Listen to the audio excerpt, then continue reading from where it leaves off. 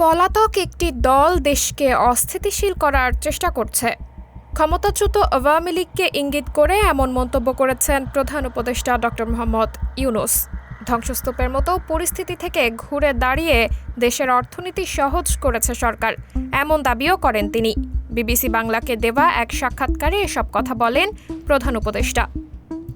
এ সময় দেশের সাফল্যের পাশাপাশি আন্তর্জাতিক পরিমণ্ডলে সরকারের গ্রহণযোগ্যতা নিয়েও ইতিবাচক বার্তা দেন ডক্টর মোহাম্মদ ইউনূস। বলেন, দেশে বিদেশে সরকার আস্থা অর্জন করতে সক্ষম হয়েছে। অন্তর্বর্তী সরকারের ক্ষমতা নেবার পর সাম্প্রতিক বেশ কয়েকটি ঘটনাপ্রবাহ নিয়ে প্রধান উপদেষ্টা কথা বলেন।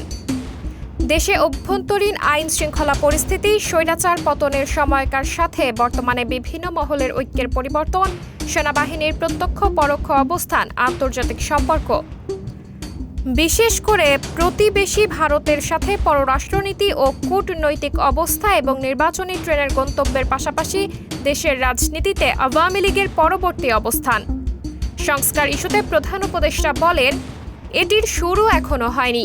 অনেকগুলো কমিশন গঠন করা হয়েছে, তারা রিপোর্ট প্রকাশ করবে। বিষয়টি সময় সাপেক্ষ, তবে ইতিবাচক আবহ খুব শিগগিরই দেখা যাবে বলে আশ্বস্ত করেন প্রধান উপদেষ্টা। দেশের আইনশৃঙ্খলা পরিস্থিতি প্রসঙ্গে ডক্টর মোহাম্মদ ইউনূস বলেন, অপরাধের পরিমাণ মোটেই বাড়েনি। পুলিশ বাহিনী পুরোদমে কাজে ফিরতে কিছুটা সময় লেগেছে।